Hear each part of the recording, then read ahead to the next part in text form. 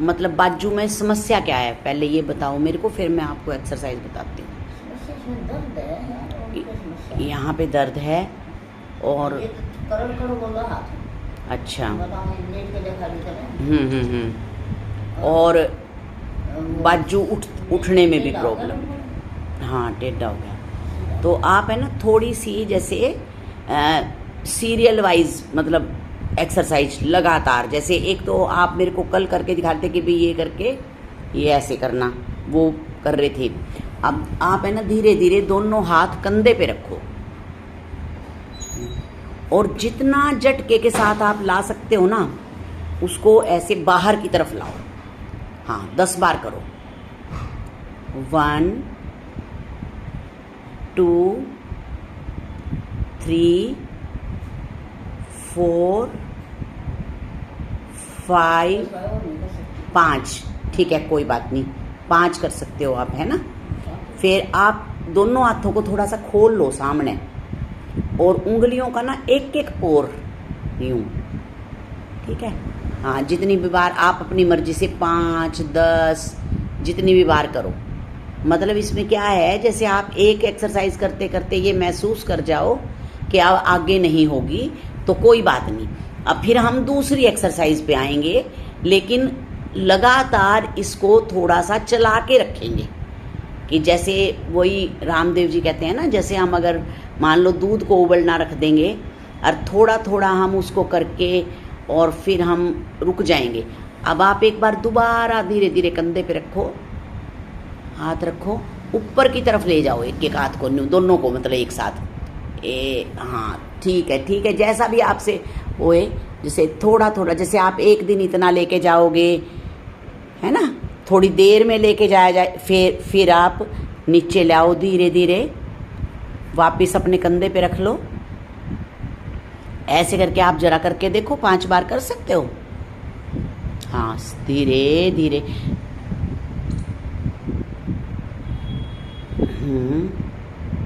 सांस छोड़ते हुए वापस धीरे धीरे सांस भरते हुए। हाँ ठीक है, थोड़ा सहारा भी दे लो, कोई बात नहीं। वापस फिर लेके जाओ। हाँ ठीक है, और ले जा सकते हो क्या? तो एक बार इधर हाँ। और यहाँ ध्यान लगा मेरे, यहाँ पे अच्छा। ध्यान लगा। हाँ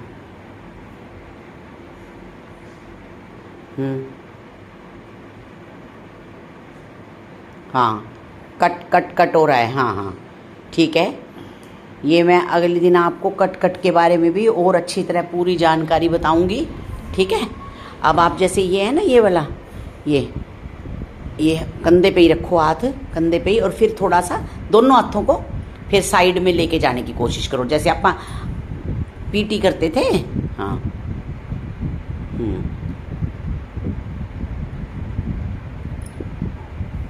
जैसे ना थोड़ी बेशक गर्मी भी है अभी, लेकिन थोड़े से ना तिल भून के रखो और थोड़े से खा लो बिल्कुल। जैसे जैसे मौसम ठीक होएगा फिर उनको बढ़ा लेना, इससे मतलब कैल्शियम की मात्रा वो होगी। तो इस तरह से आप शुरुआत में थोड़ा थोड़ा सा करो। अच्छा, फिर जब आपको लगे ना कि आप थक गए हो तो थोड़ा सा लंबे सांस लेना शुरू कर दो, लंबे लंबे सांस ले लो।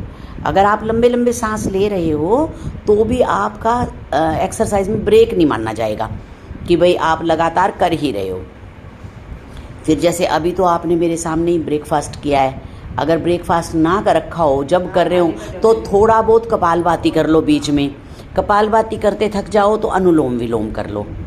और बाकी शरीर की इससे की बेशक एक्सरसाइज करो या ना करो, पहले एक बार बाजू की करके इसको ठीक करो। बाजू की, हाँ मतलब जो हिस्सा आपको लगने लगे ना, जैसे आप मतलब लगभग 75 एबव हो गए हैं, तो जो हिस्सा आपको यूँ लगे कि थोड़ा सा काम करना बंद कर गया है तो उसी हिस्से की एक्सरसाइज थोड़ा ज़्यादा करो, ठीक है। अब दोबारा रखो तो कंधे पे हाथ। हाँ अब थोड़ा सा जैसे यूँ घुमाते हैं ना यूँ, अगर आप जहाँ तक भी मिला सक, हाँ शाबाश।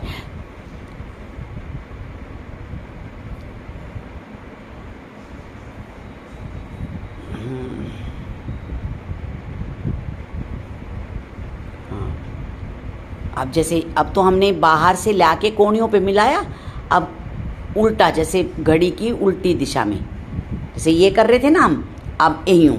हाँ ये सारी करके छोड़ दी। हाँ हाँ, नहीं फिर वो अब फिर से लेनी पड़ेंगी ना मैडम। आपकी बाजू का ज़्यादा इशू आ रहा है जो, हाँ बाजू का ज़्यादा इशू है ना इस समय, तो वो तो आपका पता है हमें, आप एक्सरसाइज वगैरह बिल्कुल प्रॉपर करते थे, लेकिन हिम्मत नहीं आ रही। हाँ हाँ, बस वो शरीर को दोबारा अपने साथ लेके आने की कोशिश ही कर रहे हैं। हाँ हाँ, अच्छा एक और मैं आपको बताती हूँ, ये एक विपाशना का रूप है जो मैं आपको बता रही हूँ। जैसे मान लो आप लेटे हुए हो और बिल्कुल भी आपसे कुछ भी नहीं हो पा रहा, तो आप सिर्फ एक काम करोगे, अपना ध्यान जो है वो नासिका के अग्रभाग पर लगाओगे और मन की आंखों से उस हिस्से को देखोगे। जैसे अभी अभी आपने ये बताया है कि यहाँ पर आपको कोई दर्द स्पेशल या कुछ ऐसा महसूस हो रहा है, ठीक है ना, तो आप अपने मन की आंखों से, मतलब कोई जैसे हम कई बार क्लास में कहते हैं कि भाई बंद आंखों से अपने घुटनों को देखिए, ये देखिए, तो कहते हैं कि बंद आंखों से कैसे देखें, मन की आंखों से, मतलब हमें अपना जैसे ध्यान हमने नासिका पे कर लिया एकाग्रचित, तो आप ये देखोगे कि जितनी देर तक आप उस ध्यान को उस जगह पे ला के रख रहे हो ना, तो बकायदा आपको थोड़ी देर में ये फील होने लगेगा कि जैसे कोई हल्के हल्के हाथ से उसको दबा रहा है। मतलब ये बिल्कुल शांति से करने की चीज़ें हैं, एकदम से श्रद्धा और विश्वास के साथ, और मतलब बहुत फ़र्क पड़ता है इन चीज़ों से। और जब आप अगर मान लो आपने जैसे, अब मैंने तो आपको अगला ही स्टेप बता दिया कि मन की आंखों से वहाँ देखना है। अगर आप जैसे सांस पे ध्यान दोगे या अनुलोम विलोम में भी अगर आप सांस को भर के रोकोगे थोड़ी देर के लिए, तो वो अल्टीमेटली उसको अगर आप देखते जाओगे तो वो वहीं पर जाके रुकेगा जहां आपका इस समय सबसे बड़ा दर्द है। तो इसका मतलब वो हील कर रहा है। किसी भी जगह पर दर्द होने का मतलब है भाई ब्लड सर्कुलेशन लगा लो या ऑक्सीजन लगा लो, वहाँ पर ठीक से नहीं पहुँच रहा। तो जब हम फोर्सफुली प्राणायाम के द्वारा इसको भेजते हैं तो उससे वो आराम आता है। तो आप 10-15 दिन बिल्कुल ऐसे ही करके और फिर मेरे को फ़ोन पे बता देना, नहीं तो अभी तो मैं मिल ही रही हूँ आपसे, ठीक है ना। हाँ, थोड़ी देर ज़रूर इसको करना। आप सांसों पे ध्यान लगाने की कोशिश तो हमें मतलब दिन भर करनी चाहिए। से हम कोई भी काम कर रहे हैं लेकिन ध्यान सांसों पे।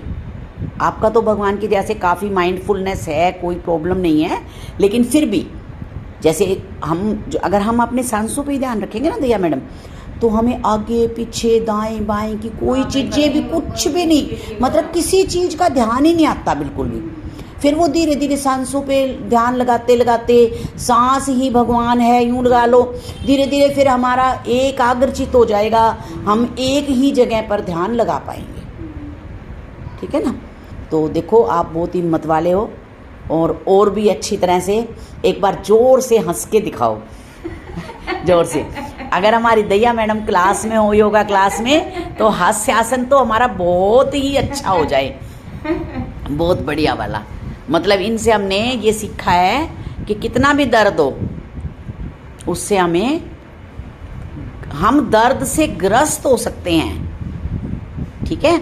एक कोई कथावाचक हैं, वो अपना कोई मतलब भेजते हैं फेसबुक पे, तो मैं मोस्टली उसको स्टेटस पे भी लगाती हूँ। जैसे आजकल शिवरात्रि स्पेशल ये सब कुछ चल रहा है, तो शिव जी का त्रिशूल बताया।